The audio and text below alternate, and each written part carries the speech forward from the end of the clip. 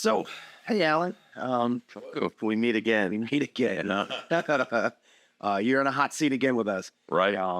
So we're at Total Con, and you're a guest again this year. Yes. And tell us, what are you doing here at Total Con? Like, what kind of things are you running and doing and stuff? I run a D&D game, my Ghost Tower of Inverness. I ran a Boot Hill game, and let's see, we're running another D&D game today, and then I'll be doing a board game called Metro, tile placement game on Sunday. Right. And you always like to do like a board game on Sunday, don't you? I like yes, because people's brains are shot. They don't need to be thinking. This is a less. You can put a lot of strategy into it, but you don't have to. Right. I think I'm ready for that board game today. Right now. That's Saturday. Yeah. But so you have a long history. Most people know who you are, but if anyone doesn't know who you are, let's go back and establish, your cred in the industry. You started way back. I started working for TSR in 1978. Before that, I was a gamer myself, war games, strategy, Avalon Hill type games, and attended a few of those tournaments that we had and the miniatures. And I was introduced to a miniatures game that they said they were going to play called Chainmail. And then he said, we're using some optional rules at the end. What are the optional rules?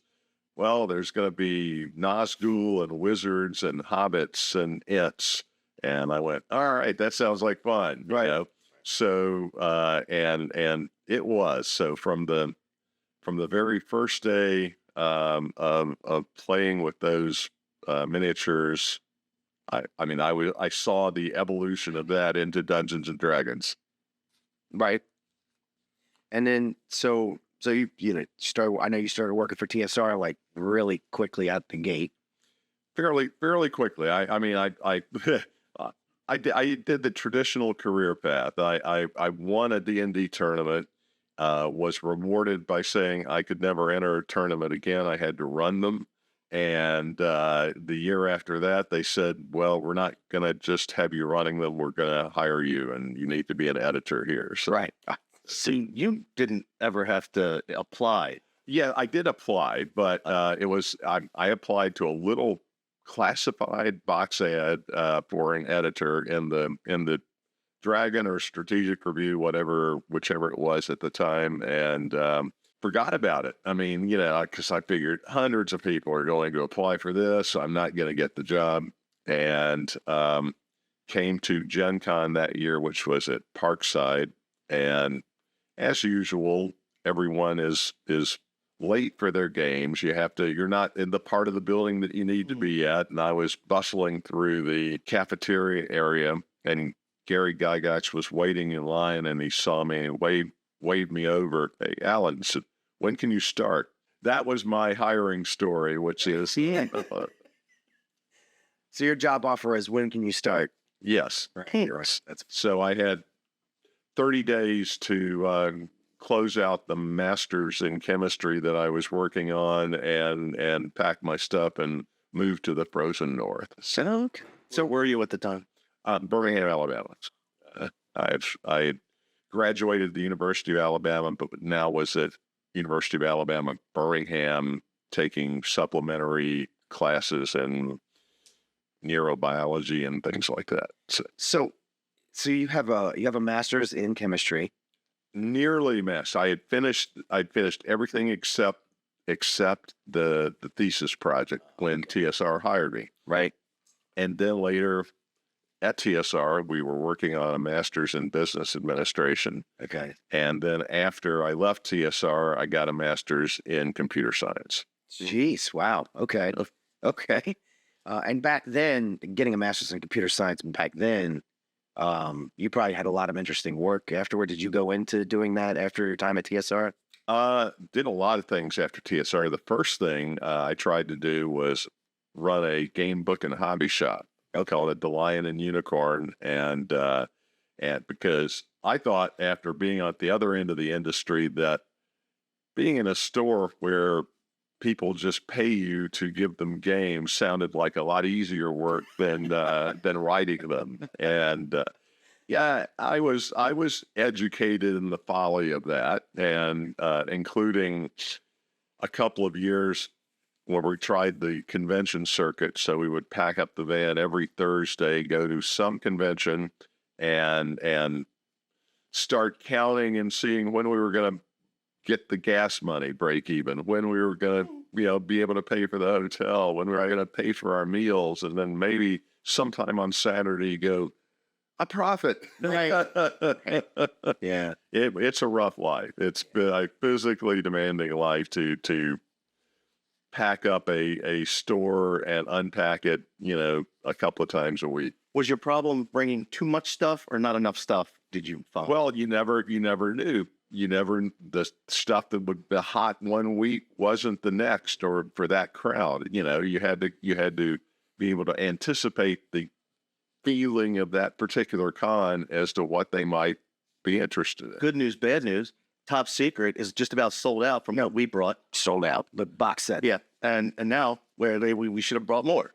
So, but I had no idea. I ordered from the warehouse, right? And had 3 boxes sent here, and I was like, "Oh, we'd be lucky if we sell these." Yeah, first date, all gone. I was like, all right, I've run a table. I have to put on my silencer cap for that. Yes, we got to, Merle is the administrator, and I got to choose my code name when we did the original Top Secret, and I picked the silencer because I'm the one who silences any criticisms of the administrator and complaints. Right. Oh, nice. So I see you failed to order enough of our games. I failed my mission, Merle. I'm Alan. Sorry, failed my mission, Alan. I'm so sorry. Please don't. No coins for us. Right. So we're gonna go on a little fishing trip later. Don't worry about it. Okay. I like fishing.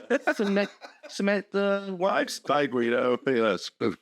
So my that's funny. My a personal character for Top Secret, the one that I'm immortalizing as me is the mechanic. Mm-hmm. So and I'm basing it off of, I love the Jason Statham types of characters he plays. So I based him off of that. So he's going to be one like that. He's the guy that drives and fixes things. Very good. Very good. We'll have to figure out one for you, Mike. Yeah. The talker. But the jester. So, and of course, if anyone doesn't realize, and we're talking about Top Secret, in Merle, and you have your own hat. I mean, you did a lot of work on Top Secret. Top Secret and Top Secret New World Order. Right. Both of them. The original, I was assigned the editor of that project when Merle was all the way back in Iowa, and back in the days, kids, we were typing on real typewriters with carbon paper, and if you wanted somebody to make a change, you had to send them a letter and wait for them to type it and then get the package back. Right. And now, of course, you've worked with Merle, and one of the really great things about him is that if you ask him for 5 more pages of something, you'll get 20 more pages of something. And it's wonderful from a content standpoint. It's tougher from an editing standpoint because it is more work to pick the best of the extra material that was sent. Right. Well, he's not the only one. I mean, it is a curse of a skill, of a creator. Mm-hmm. Well, look at what I did with Rendezvous Oasis, right? It was originally like, I think, a 16-page module, and I was like, well, I'm gonna beef it up a little bit. I'm gonna make a few changes here and there for the actual module release, because that was like in a magazine. By the time I was done, it was, I can't remember, it was like 90 pages or something like that. And I was like, oh my God, I can't believe I added that much stuff to it. Because brother said, when I was talking to him, he's flipping through, he's like, looks like you added a little bit to it. So it's hard to do when you're writing and you're like, wow, this should happen and that should happen and this should be here. And then you got like, wait, we don't have so many pages in a book. I will say that for New World Order, we probably had the most authentic specialist support that's ever been for a game. My stepson, who had been a firearms instructor at Quantico for several years, was our weapons expert for that game. So that explains why some of the weapons at a certain range, a certain weapon at a certain range, the damage is death, and the tactics and the armor effects. That's cool. It's very cool. And I work for the government, and I have a security clearance and everything. And a lot of the verbiage that's used, especially around the secret elements and stuff, is all pretty on point. So when Jim runs a continuing top secret game for us, and the one thing we've learned, I mean, his experience as an agent will bleed off into his GMing us. We learned getting shot hurts. Try not to get shot. There's a tip for top secret players. So you don't get a lot of hit points to deal with. That's right. Bullets. And you've run games. I know you've run games before like this, and I've run them where there is very little shooting. Because you have all these skills. All the agents have all these skills that they can get around the shooting part. It's not like you have different ways to solve issues. Lots of them. There are plenty of games out there that don't have that much detail, but Top Secret's all about that. But you do have to encourage the players who, especially if they come from a starting, if they just started in D&D 5e and they move on to something like this, they're going to say, all right, well, my skill roll failed, so now we shoot something. Right. I was unable to lockpick the box. I'll shoot the lockout. Right. So you did Ghost Tower of Inverness, which is really, people love that a lot. But what would you say your favorite project to work on? Like, I don't mean like your best project, and I mean what was the most successful, but what you enjoyed the most. What thing did you make that you enjoyed the most? I certainly enjoyed working on Inverness, but I've got to say that when I edited the World of Greyhawk first edition, that was great because that was the time when Gary was still in the office with us and literally just a few steps away. And if I had a question, I could go to him and he would say, that's not important, or he'd type up a paragraph to fix it, or he'd say, you fix it, but having Gary that close and working with us was very inspiring. I mean, we're all in the house at this point. Everybody is in the house office, and that's the art loft is Dave Sutherland and sometimes Dave Trappier, and that had a desk that the two editors, Tim Jones and I, shared a desk and shared a typewriter.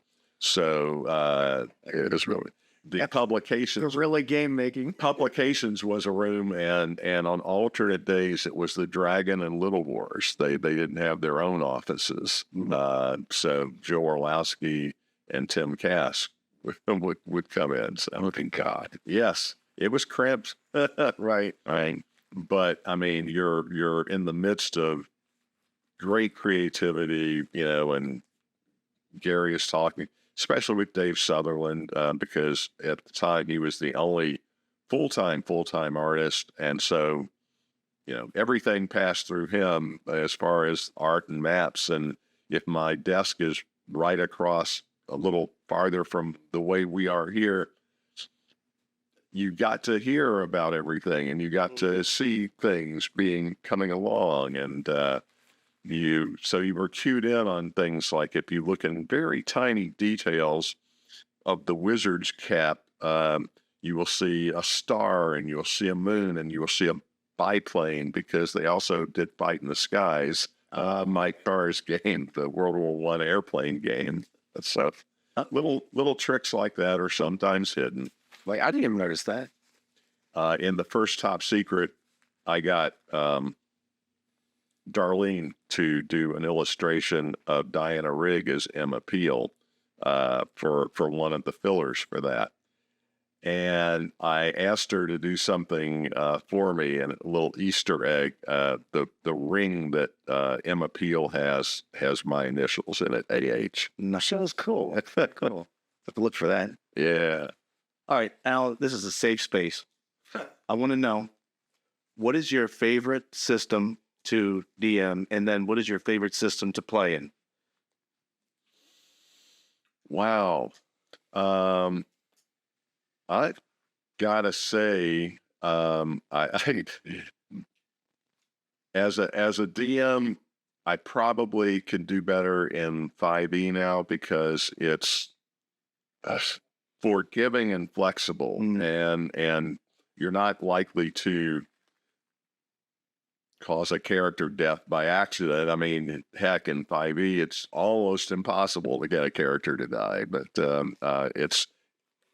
it's a good system for the game master, and it's a good system for getting people into role playing in general because it opens so many possibilities for people who are.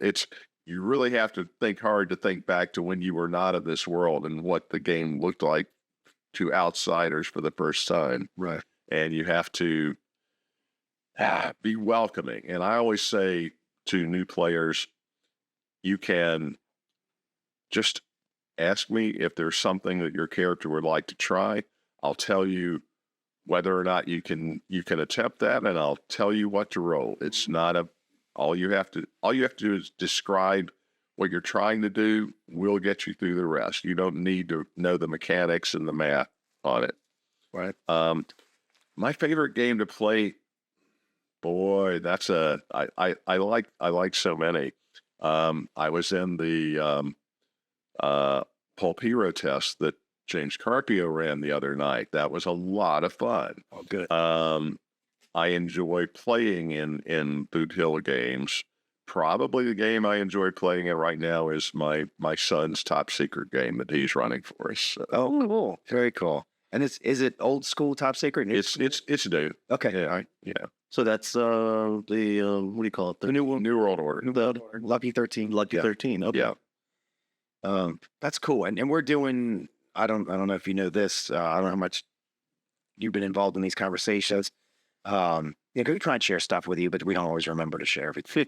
We're working with Scott Congable, one of our super fans, and he's been developing stuff for us, and we're trying to squeeze it into the chain of things that we're doing. He's been making some really good stuff. He wrote an entire book, and it's 100 and some pages, and it's every trade craft spelled out like in depth. So instead of it like being a paragraph in the book, it actually goes through, and he spends like half a page to a page on every trade craft. So we're hoping to get that out before long, but it's one of those things like, I don't really know how we're going to physically produce. Is this going to be a book? Is it just going to have the trade craft in it? So, but it's excellent work, and we're working on it. I think Jason's for the people that want even more crunch into the game. Yes. It's also really to help the administrator. Because that gives the administrator what that trade craft really, really is and what you can really do with it, how it fits with the other ones.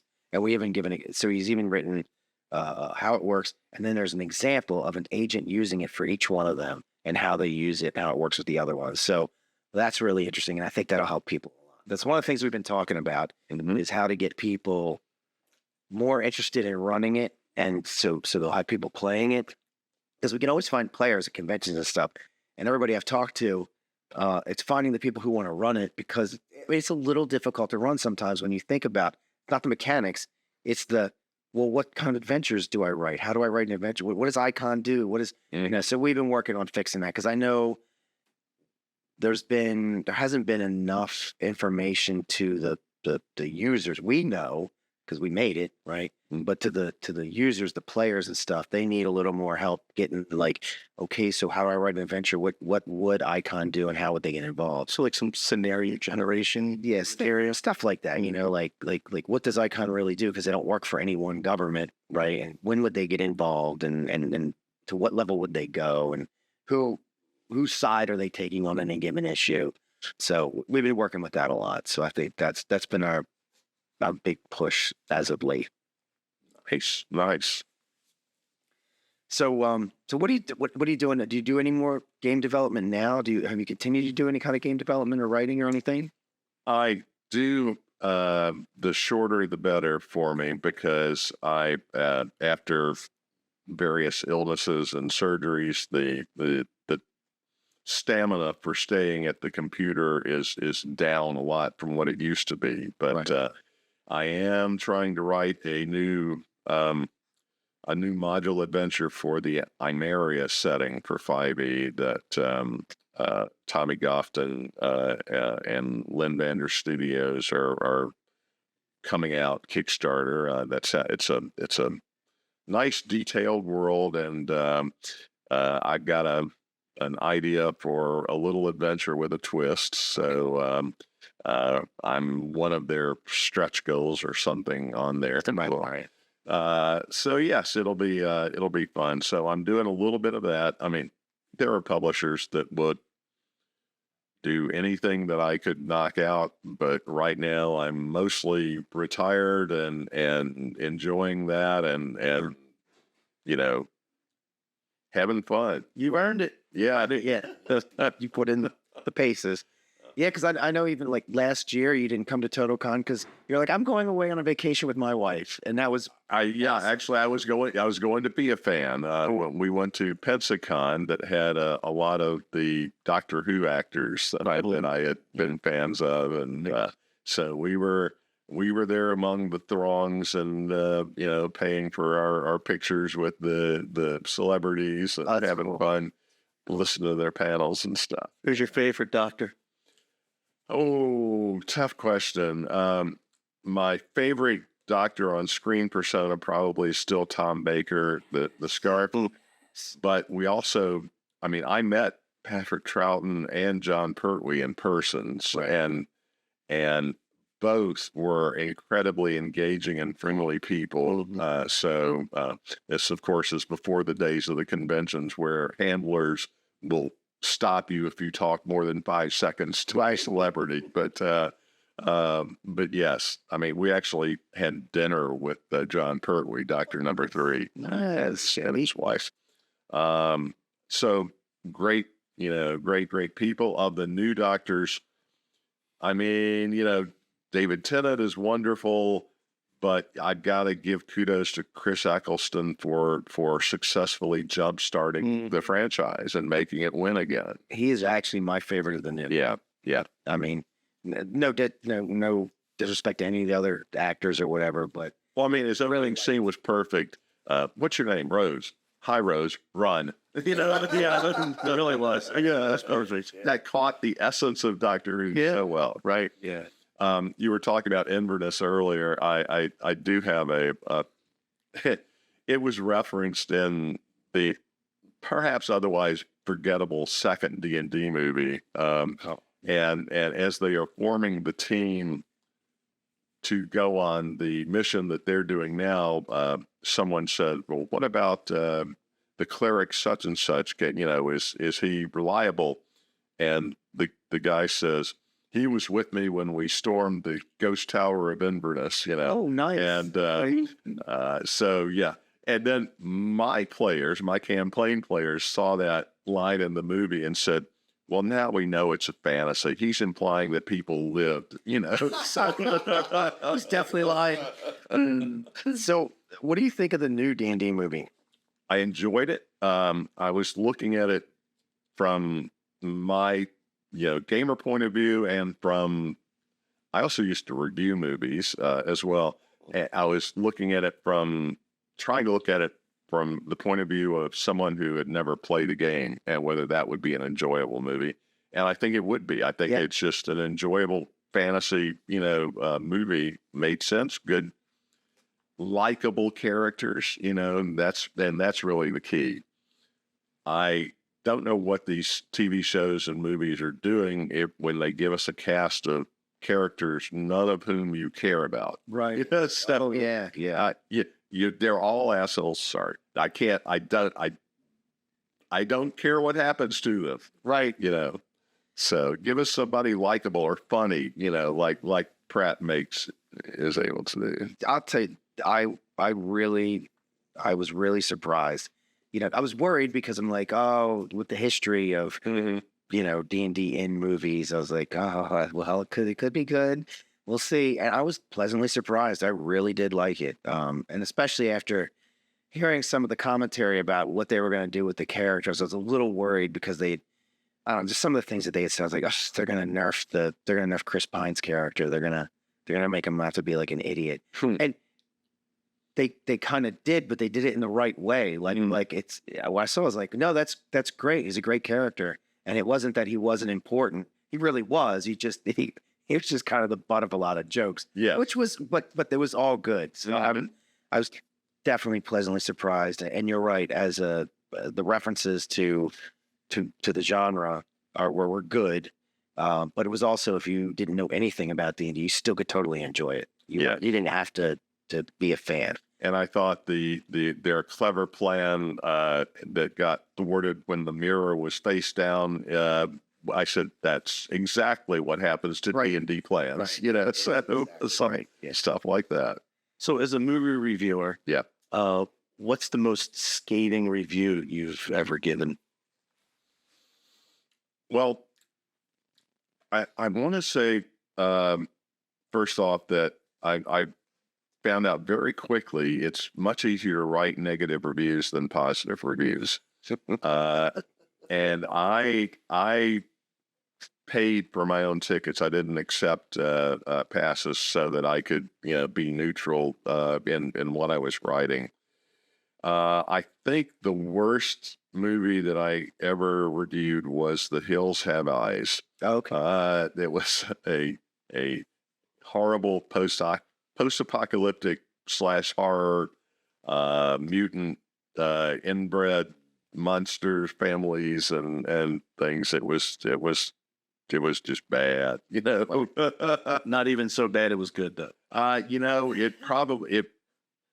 Mystery Science Theater hadn't come out by then, but it would be good fodder for them if they haven't taken it on already. So. Is there a review that you put out there that was completely contrary to the rest of the world? Stanley Kubrick's movie Barry Lyndon was a departure. It was kind of a 1800s era romance war hero, except that the hero was kind of stumbling his way through, accidentally succeeding and things like that. And I just loved the costumes. And I mean, it's Kubrick and the cinematography and everything. And so I enjoyed it, and it got pretty much roasted by everybody else. Some people just don't. A lot of people don't get Kubrick. Right. Yeah. Kubrick's interesting. I like Kubrick. I'm a Kubrick fan, but I get why some people don't like his stuff. You gotta be a fan of what he does to get it. Right. All right, Alan. Well, is there anything that you'd like to bring up that we haven't asked you about, or what to talk about? I don't think so. I just want to thank the conventions that are so kind to me to ask me to come as guests and treat us like we did something important.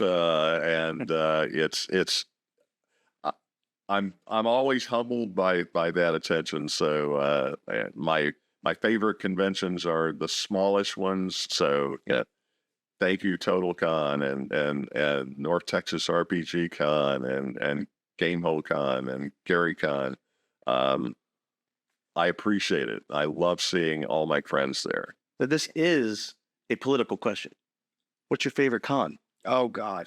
You don't have to answer that. But that's all right. Well, there's only one right answer. Right? The con that I'm at now. Right, yes. Good answer. You heard it here first. All right, now. Thanks for joining us. All right. Thank you. Yes. Awesome.